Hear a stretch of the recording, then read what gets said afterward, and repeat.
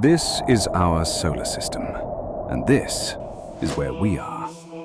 You were probably born 30 years ago, or maybe even 50. But what if I told you that you were actually older? Older than our Earth. Older than everything you see, hear, and feel on our planet. And what if I told you that you were older than the very solar system that you live in? This is the solar system as you know it. Stable, familiar, almost permanent. But it is the aftermath of a violent beginning. 5 billion years ago, there was no sun, no Earth, only a drifting cloud of gas and silicate dust inside the Milky Way. Then gravity took over. The cloud collapsed, spun into a flattened disk, and ignited a star at its core. The leftovers became planets. One of those planets became Earth. But that celestial dust didn't stop at the planet's surface. It kept moving. It flowed into the oceans, rose into the atmosphere, and over billions of years, it rearranged itself into something unexpected. This is the human body. Every atom in your body, the carbon in your DNA, the iron in your blood, the oxygen moving through your lungs, has existed for billions of years before you ever took your first breath. You are not made of fresh material. You are made of history. You look at yourself and think you were born recently. You measure your life in years, but the moment called your birth is not the moment you were created. It is only the moment your parts come together. In a very real sense, your birth certificate records an assembly, not an origin. The illusion of the new. We live our lives under a collective, necessary delusion. We look at a newborn baby and see a new life. We look at ourselves in the mirror and see a person who began 20, 40, or 80 years ago.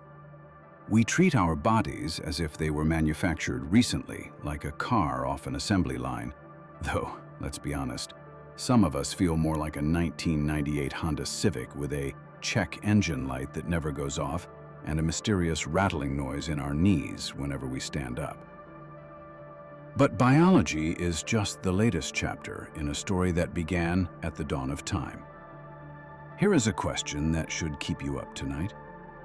If you could trace the exact path of the specific carbon atom currently sitting in your right eye, where would it lead? To the lung of a T-Rex? To the heart of a volcanic eruption that reshaped a continent? Or perhaps back to a star that died 6 billion years ago? If you were to take a single cell from your fingertip and strip away the membranes, the proteins, and the organelles, you would eventually find the elements. And those elements, the carbon, nitrogen, and oxygen, are constant. They do not have an expiration date.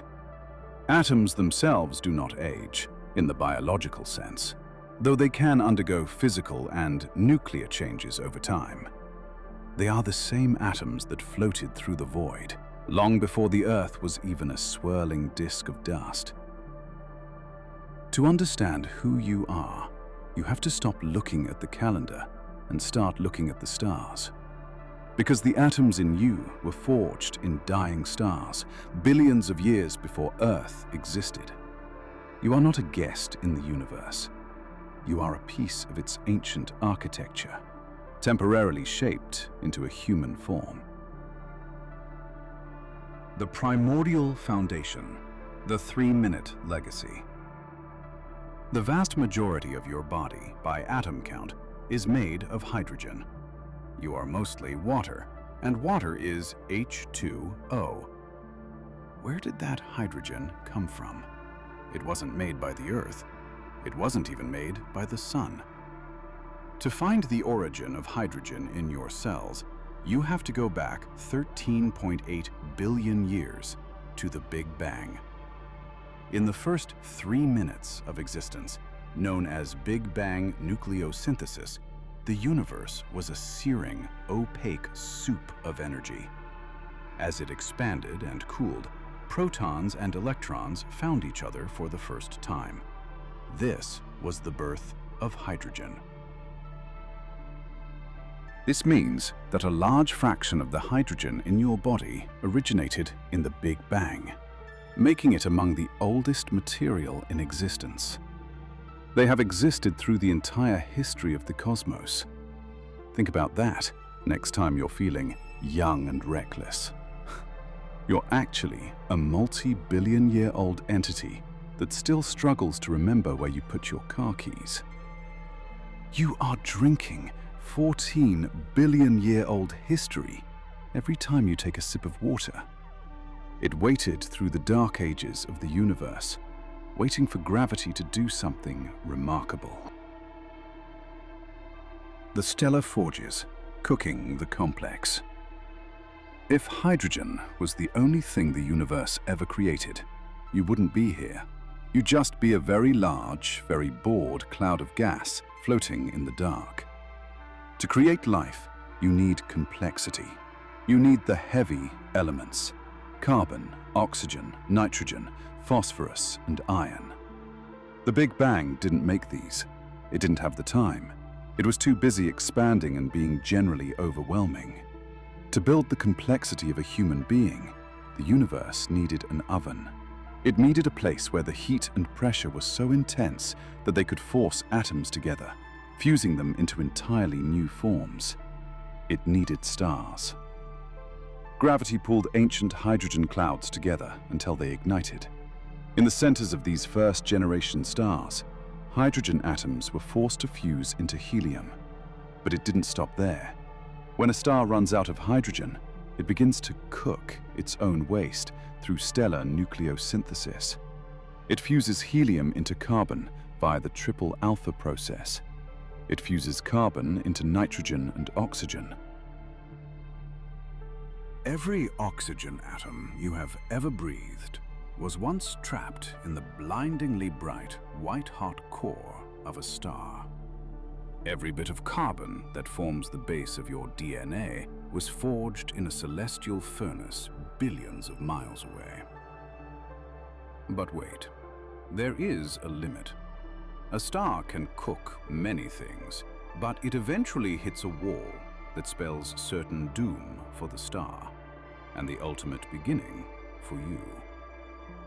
Do you know which element is the killer of stars?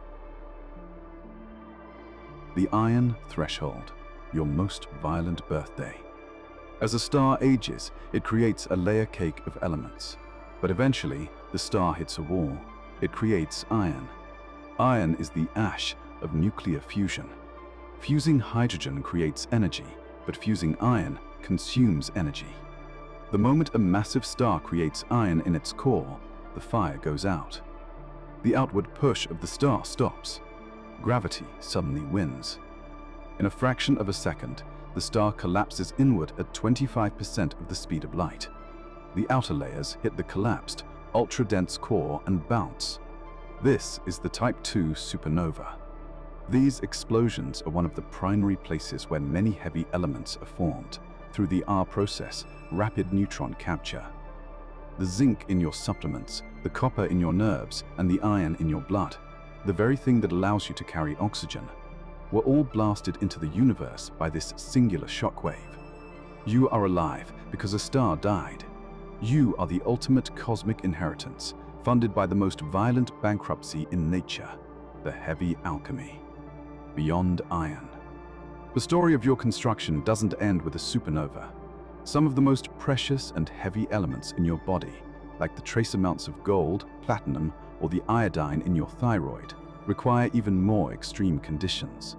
These elements are forged during the collision of neutron stars, kilonovae, when two of these ultra-dense dead stars spiral into each other. The resulting explosion is the spray of pure alchemy. It is the only event in the universe dense enough with neutrons to build the heaviest parts of the periodic table in an instant. The atoms in your jewelry and the heavy trace minerals in your cells are the result of the most violent collisions in the cosmos, the Long Wonder. 10 billion years of silence after the stars exploded. The stuff that would one day be you didn't immediately find a home. For nearly 10 billion years, your carbon, nitrogen, and iron drifted. You were part of an interstellar medium ISM, a vast, glowing cloud of gas and dust. During this time, you were moving through the spiral arms of the Milky Way. For most of cosmic history, the atoms that make you existed as dispersed gas and dust in interstellar space. You are a cocktail of 1,000 different dead stars. There is not a single star in the history of the galaxy that made you. You are a collection of fragments from a vast celestial graveyard. Ask yourself, if your atoms have spent billions of years as dust, why are they so obsessed with keeping a clean house for only 80 years?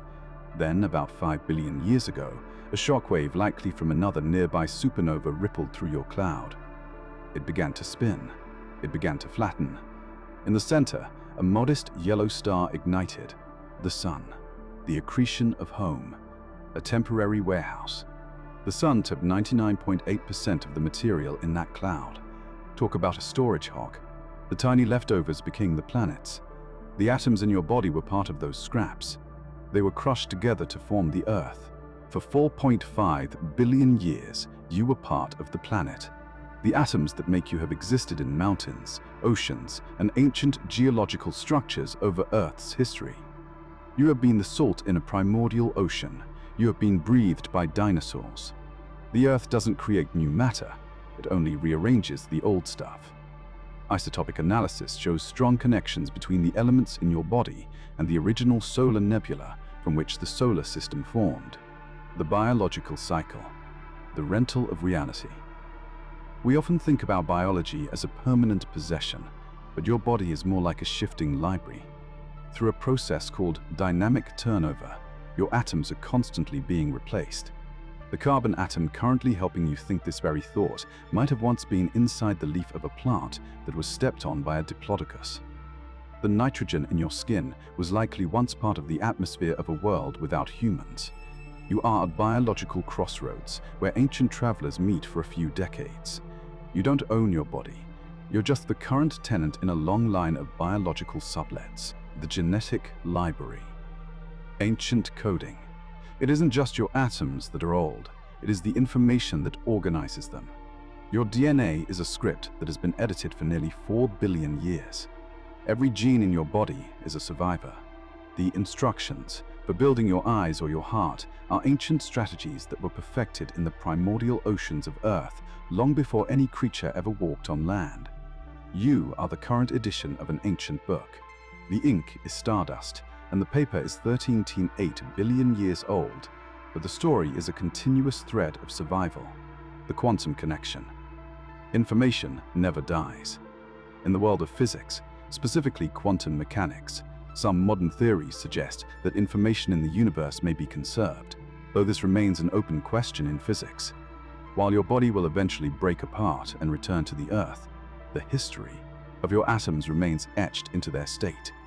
The atoms in you carry measurable signatures, such as isotopic ratios that reveal their origins in ancient stars. They carry the signature of the nebula. They are the physical record of the universe's journey from a single point of light to a complex, thinking civilization, the entropy of the individual. While your atoms are ancient, your form is fragile. This is the great paradox. You are made of indestructible parts, yet you are the definition of temporary.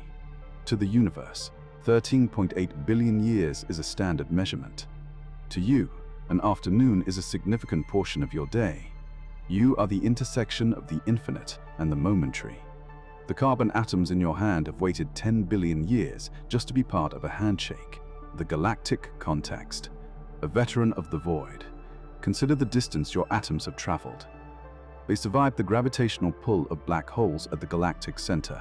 They survived the intense radiation of pulsars. You are made of the survivors. Scientific studies on nucleocosmochronology allow us to date the ages of the elements in our local neighborhood. We know that the heavy elements on Earth were forged in multiple star birth and death cycles long before our sun was born. The persistence of the carbon chain. Carbon is the ultimate architect of life. Because it can form 4 stable bonds, it allows for the construction of the most complex molecules. But carbon is more than just a chemical glue. It is a traveler. Think of the carbon cycle on a cosmic scale. A carbon atom might spend 1 billion years locked in the crust of a planet, only to be released by a volcanic eruption into the atmosphere. It might be absorbed by an ocean, then taken up by a single-celled organism, and eventually find its way into your morning meal. There is a profound humility in realizing that your identity is just a temporary state of carbon. You don't possess your atoms, you are merely their current steward, the neutrino ghost, a constant rain. As you read this, trillions of tiny particles called neutrinos are passing through your body every single second.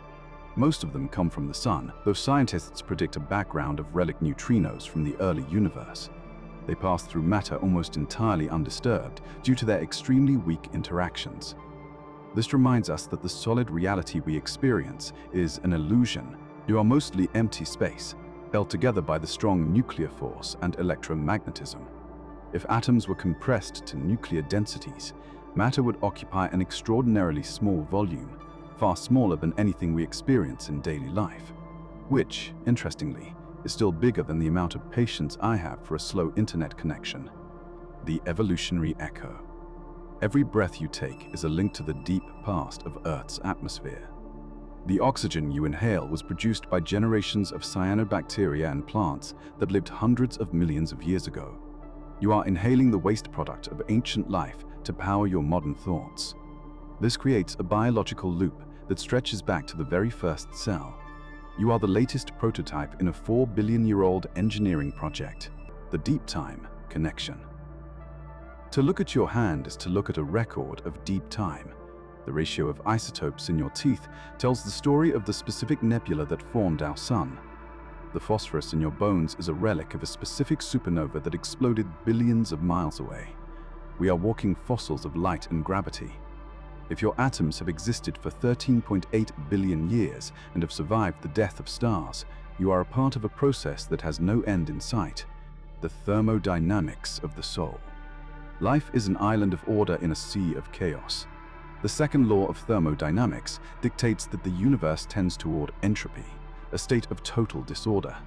Energy spreads out, heat dissipates, and structures crumble. Yet, biological life does something seemingly impossible. It concentrates energy. It builds complex, intricate patterns out of simple dust. Your body is a temporary, localized decrease in entropy. You are a flame that burns briefly in the dark. To maintain this order, you must constantly consume energy that ultimately comes from the fusion reactions of our sun. You are, in effect, a solar-powered machine using ancient stardust to fight against the inevitable cooling of the universe. The isotopic fingerprint.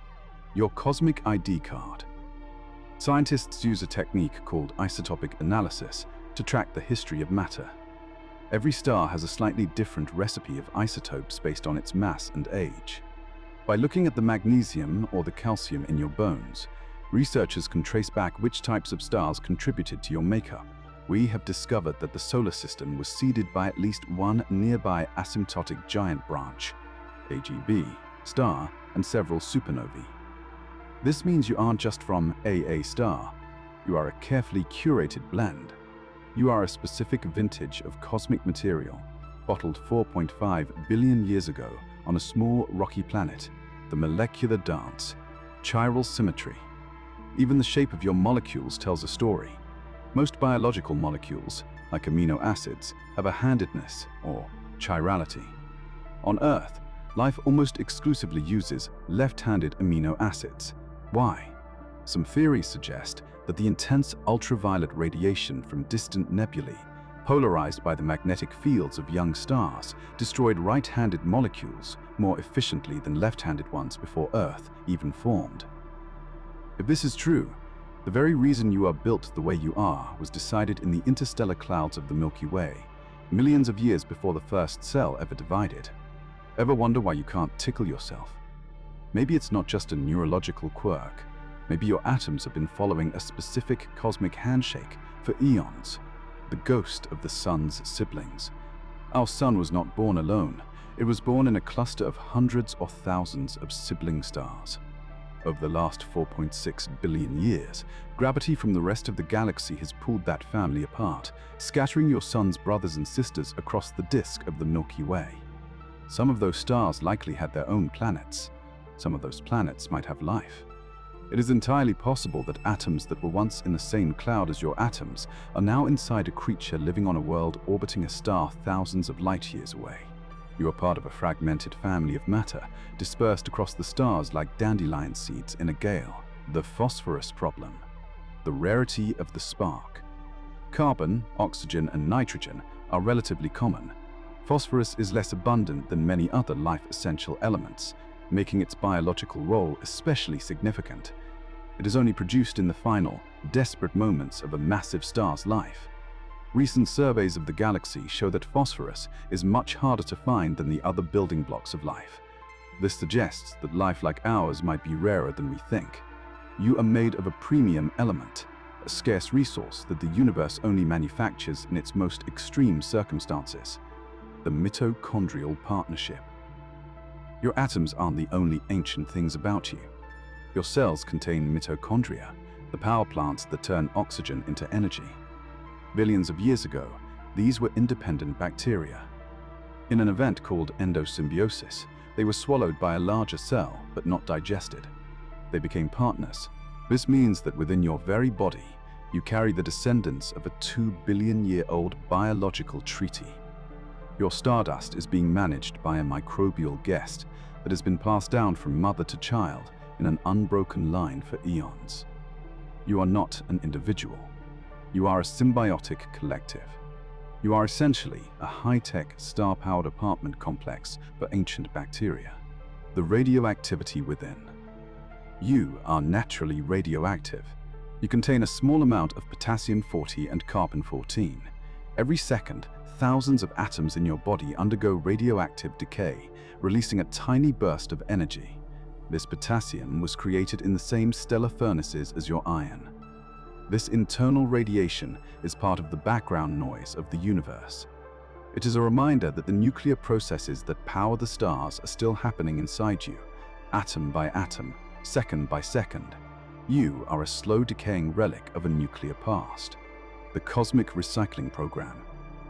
Eventually, our time on this planet will end. In about 5 billion years, the sun will expand into a red giant. It'll swallow the Earth. The fire of the sun will break apart the molecular bonds of your body. Your atoms will be liberated. They will be pushed out into space on the solar wind, joining the interstellar clouds once more. They will witness the birth of new stars. They might become part of a being that hasn't even been imagined yet. Your story is literally to be continued. Your hydrogen will return to the void, perhaps to be pulled into a new star-forming region. Your carbon will drift, perhaps becoming the soot in the atmosphere of a distant alien world. The philosophical awakening. You are the universe's eyes. We often feel that the universe is something outside of us, but you are a result of the universe. Hydrogen atoms cannot think. Carbon atoms cannot feel love. Oxygen atoms cannot wonder about the future. But when you arrange them in a very specific way, the way you are arranged right now, they can. You are a miracle of geometry. You are a way for a 13.8 billion-year-old matter to finally open its eyes and ask, where did I come from? When you look at a distant galaxy, you are looking at the factory where you were built. You are the universe's way of looking in a mirror. The great cosmic assembly. You are a masterpiece of persistence. You are the end result of 1,000,000,000 chances that went right. A supernova had to explode at exactly the right distance. The Earth had to form at exactly the right temperature. Life had to survive 5 major extinctions. And yet, here you are. You are the universe's most complex creation, built from its most ancient materials. You are a ghost made of stardust, wearing a suit of recycled biology, and for a brief, flickering moment, you have the power to understand the stars that made you. Your birth certificate is a lie. It tells a story of a few decades. The truth is much more terrifying and much more beautiful. You were not created in a moment of biological chance. You were assembled over the course of 13.8 billion years. You are the final product of a chain of events that includes the birth of time, the death of stars, the collision of galaxies, and the slow, patient evolution of a cooling planet. Your birth was not a beginning. It was a reunion. It was the moment that hydrogen from the Big Bang met carbon from a red giant and iron from a supernova, all agreeing to work together for a few decades. You are the oldest thing in the room. You are a ghost made of stardust, wearing a suit of recycled biology. Don't be fooled by the brevity of a human life. Your story is as long as the universe itself. Sleep well, Ancient One. You have been on a very long journey, and you are finally home.